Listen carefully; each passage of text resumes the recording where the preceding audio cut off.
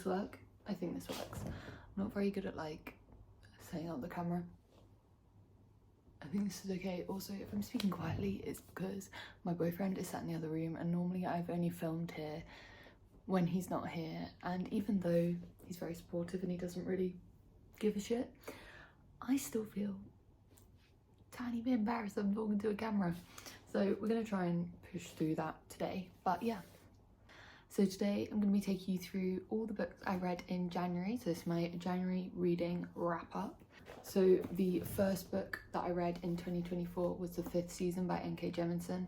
I already spoke about this in my 24th 2024 video, as I had read it by the time I was filming that video. I gave this 4.5 stars. I really enjoyed it.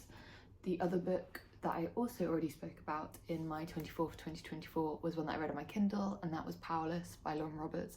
I spoke about that at length in that 24th 2024, so please go check that out if you really care. So getting onto the books I haven't spoken about before, the third book that I read in 2024 was a 5-star read for me, and also my only 5-star read of the month. It's been a really good reading month, but this was the only 5-star. So that is The Burning God by Arif Kong, the third book in the Poppy World trilogy. All I wrote in my review for this was, I have no words, and it still kind of stands as how I feel about this book. I think it was a good way to wrap it up. It's very bittersweet. I don't want to say anything more than that because it may spoil it for people. I will say though that I left too much time in between each of the books, because I think if you've read the Poppy World trilogy, you'll understand what I say when I say it's very emotionally draining maybe, but not in a negative way. Like, it needs to be emotionally draining to convey what R.F. Kuang is trying to convey and talk about. It's not meant to be an easy topic to read about, but that just led to me leaving quite big gaps in between each book, which meant for the first part of this book I was just like, oh, and who's that, and what's this, and what's the backstory, and trying to remember things, because I read the second book in September and I read the first book in the trilogy like back in February or something, like last year, so nearly a whole year ago, which to be honest was a mistake. I definitely think I'd like to read the full trilogy again at some point, but like straight after each other, so that I can really appreciate it. I understand the need to leave a gap, but I would say if you're reading these, try not to leave too much of a gap, because there are a lot of side characters to keep track of, and I just think it would have been like more heavy hitting had I not left so much of a gap. The next book that I read in 2024, my fourth book of the year, was Godkiller by Hannah Kaner. I loved this book. I didn't really know what to expect going in. I ended up giving it, I think I gave this 4.5 stars. This is an adventure story of revenge and sacrifice. I really enjoyed the complexity of the characters in this story. I think we get 3 POVs, and I was interested in every POV. That really doesn't happen very often.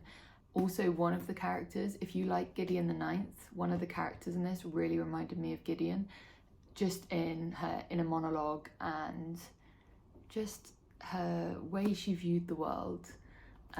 So yeah, if you like that, I would recommend this book. However, I would say this is definitely like slightly less epic. It's still, I would say it's still kind of a high fantasy. I don't know where I'd put it, to be honest, because the reason it lost half a star for me was it was a little bit low stakes. Now, it was really interesting, set up the plot really nicely.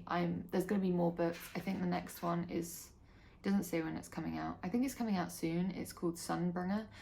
Sorry, there's just like an ad for it that it's coming out in the back of the book. Oh, it's okay, those were the acknowledgements. I was really worried then I was like showing you the last page and I might have ruined it for someone, but no. Another thing that I really enjoyed about this book was how it handled sexuality, and also the kind of reverse patriarchal system that was in place within this world. I think the way that the Hannah Kaner handled this was, she mentioned it in the same way that if there was a patriarchal system, it would have been mentioned. So it wasn't like made a big fuss of. I don't know how else to explain that. I'm maybe not conveying it correctly, but yeah, just like a simple mention of being like, well, he was the least favoured child because he was the middle child and a man. And then it talks about how all the leaders are women. made it doesn't, sometimes when books make a really big fuss about the fact that this is a political system where we have more of like a reverse patriarchy, so like all the women are in charge, sometimes it's like made such a big point about that I'm kind of taken out, because it's directly comparing to the world we live in now, in the real world, and sometimes that really just makes me feel like I'm reading a story. Whereas for this, yeah, she trusted you just to pick up on these things, which I always love. The one thing that always gets me in a story is if the author is telling rather than showing. And I just love it when an author trusts you, that you have the basic cognitive ability to be like, oh, it's always like a succession of women in terms of the crown or whatever. We can work out from that what's going on. I also really enjoyed the way she managed sapphic themes within this book. So there was a real commonality of female partnerships for raising children, and like, obviously there was also heterosexual relationships, but these like sapphic relationships were really common within this world. And one of our main characters, he speaks about his mothers, but it's not really made a big deal of beyond that, because these characters don't know any different. So he's just saying, like, he talks about how his mothers send him spices from where he's from, because he's living in a world that maybe is more representative of the West, but his mothers and he are from something that would be an area that would be more representative of, say, the Middle East or North Africa. And you can tell because of the way that he is described, the way his cooking that he does is described, because he's a baker and he cooks, oh my goodness, my brain. He cooks traditional dishes from where he's from, and the people where he is, that's more representative of like the Western world in real life, really love all the food he makes. And that you kind of get these little like hints and stuff dropped in for you to kind of understand the diversity of these characters. There was also clearly a lot of Celtic inspiration. So one of our main characters, she's clearly inspired by that stereotypical Scottish woman. So she's very pale, she has red curly hair. I'm just trying to see as well what else I've written down that I wanted to say about this. Oh, I actually haven't even said what this book is about. So if you don't know what this book is about, one of our main characters, as a child, she saw her family murdered by a god. Now gods are forbidden. After there was a war with the gods, and now gods are forbidden and the worship of gods are forbidden, and she is now a god killer. So she gets paid to go around and kill gods who are illegally existing. And she meets a god she cannot kill, because the god has like tied itself to a young girl, and neither the god or the young girl know why this has happened, and they haven't done it on purpose. The god didn't do it on purpose. So they then go on this kind of quest to work out how to separate them. And obviously she wants to be able to kill the dog, oh my goodness, to kill the god without killing the girl, which, yeah, and super interesting, super good. I will say, I picked this up thinking, oh, it's only like 180 pages, wonderful. There is a lot of text on every page, so I would be intrigued by a word count, because it definitely didn't read like a sub 300 page book. However, it was still, like, I think sometimes by having a smaller book it just feels less intimidating. So I mean, yeah, loved this, really recommend. The next book that I read was The Obelisk Gate by N.K. Jemisin. So the second book, also another physical book, the second book in the Broken Earth trilogy. I read this alongside another book because I was like, I'm going to be this person that reads multiple books at once. And it actually did work quite well for me. I read this book, and I also read on my Kindle Phoenix Unbound by Grace Draven. And yeah, reading those together worked nicely for me, because while they maybe had a similar world backdrop, the stories were very different. And yeah, I think this does suffer a little bit from second book slump, in my opinion. I still gave it 4 stars. I chose to read it while reading another book, because when I was reading the 5th season, not being able to sit down for long periods of time and just really like get into the story had a negative impact on me and my enjoyment of the book. And I definitely think by being able to sit down and read this book for longer periods of time and not doing little, like if I wanted to pick up a book for 5-10 minutes, I was picking up my Kindle and reading the other book. So that worked really well for me, actually. I really find that I love N.K. Jemisin's writing style, and I think her character building is amazing.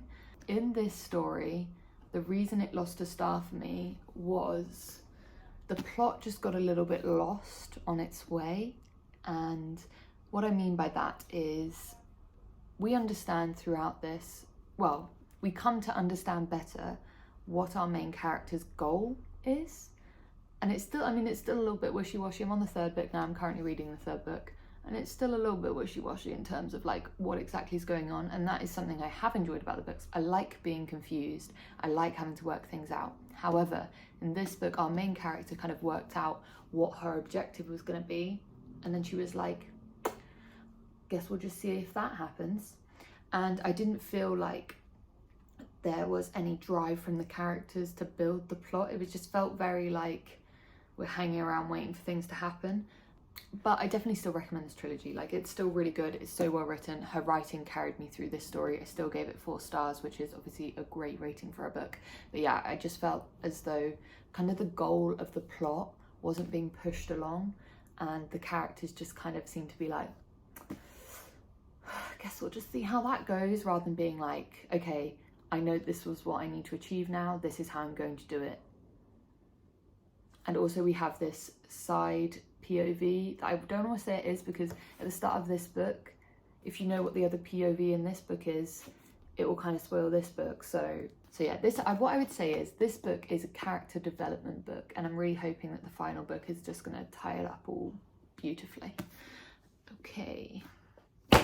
Yes, and then the last book that I read was Phoenix Unbound by Grace Draven. I gave this 4 stars as well. This was a fantasy romance. I would definitely say fantasy romance rather than romancy, because it had a very strong fantasy plot, and it also, for the first 50%, no romance, which I don't mind. I love a slow burn, but boy oh boy, is this a slow burn. If you're like, I don't want these slow burns where it's 10% in and they've already held hands, don't you worry. 50% in, she was still plotting his murder. And this was a true enemies to lovers, and the way that it happened was just kind of perfect, and I really, really enjoyed it. So in this story, we have an empire where each year there is a spring tithe, and each town needs to contribute a woman from their village to be burnt at the stake as a sacrifice to the gods in order to have a fruitful spring. And our main character, or one of our main characters, is a fire witch, and each year her village send her to be burnt because she can survive it. But obviously the people don't know that she can survive it, so she's like hiding that because witchcraft is banned. But obviously her village keep her safe because she can die for them each year, and then they don't have to send someone else. And she really suffers for this, but obviously this is something that she's kind of been raised to do. Each generation from this village, there is a woman who is born a fire witch and just kind of has to do it. So she's just very much happy to just, well, happy is maybe the wrong word. She feels her obligation strongly, we will say. Our other main character is the Gladiator Prime, who was the son of a chieftain in a different land, and he was sold into slavery by his cousin, who wanted to take his throne, or whatever, I guess like his chieftainship. And when he discovers our fire witch's deception, he blackmails her into helping him escape slavery so that he can seek his revenge on his cousin. As I said, this is very slow burn fantasy romance, and a proper enemies to lovers in my opinion. I did also find the first half a little bit slow, but once I hit that kind of like 50-60% mark, I ate it up. I read the rest of it in like a day, and I wouldn't say that I would want to change that. So I kind of liked the slow first half because it really built up the plot, built up the fantasy story, which you don't always get in fantasy romance. I think it takes strength from an author to not give us what we want and just like feeding us romance and like giggling and kicking our feet moments. I'm not sure if I'm going to continue reading this series because it is a series, but the next book focuses on a different couple, and I just don't think I care. I think I will read some of Grace Draven's other books, but not this one. So those are the 6 books that I read in January. I've had a really good start to the year and I'm very excited about February. I'm currently reading The Jasmine Throne by Tasha Suri, and I'm also, as I said, reading The Stone Sky by N.K. Jemisin, which is the 3rd book in the Broken Earth trilogy. It's feeling like a strong start to the year. I am teetering on a reading slump though, so I'm trying to be really careful about like powering through so that I can get into these stories and just want to devour them. Because I think sometimes with fantasy, you know, those first 100, 200 pages can just be a little bit slow. So I'm just trying to power through that and just pray that I don't fall into a reading slump, because that would make me very sad. One other thing that I was going to talk about is I have decided to create a reading journal. This is something I probably should have started at the start of the year, but I saw Taylor on YouTube, I'll tag her video below. She started a reading journal and hers is much nicer than mine. However, I was in a stationery or whatever you call it store yesterday, and my boyfriend pointed out this beautiful notebook to me. I don't know if you can see. And I just thought, you know what, I'm gonna do it. I'm gonna make a little reading journal. I'm not the most crafty person, and I definitely could have put more time and effort into this reading journal. I'm gonna insert like a little time lapse of me doing it, because I filmed the time lapse, and so you can watch the time lapse. But once I've done that, yeah, maybe I'll just put that in here. But I've done like a little reading, like a little bookshelf. I might put in like favorites of each month. There's like a few different things I could do. But yeah, so far my 6 books are in there. I've got like a star rating. So like depending on the highlight is like what I rated them. So yeah, I think that's gonna be a really fun little thing to do as well.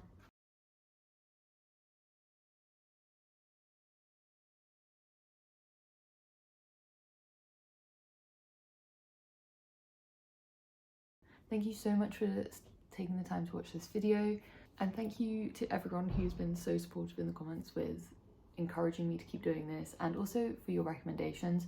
I've already got so many more books to add to my TBR now. So thank you so much for watching this video, and hopefully I'll make some more soon, so I will see you then.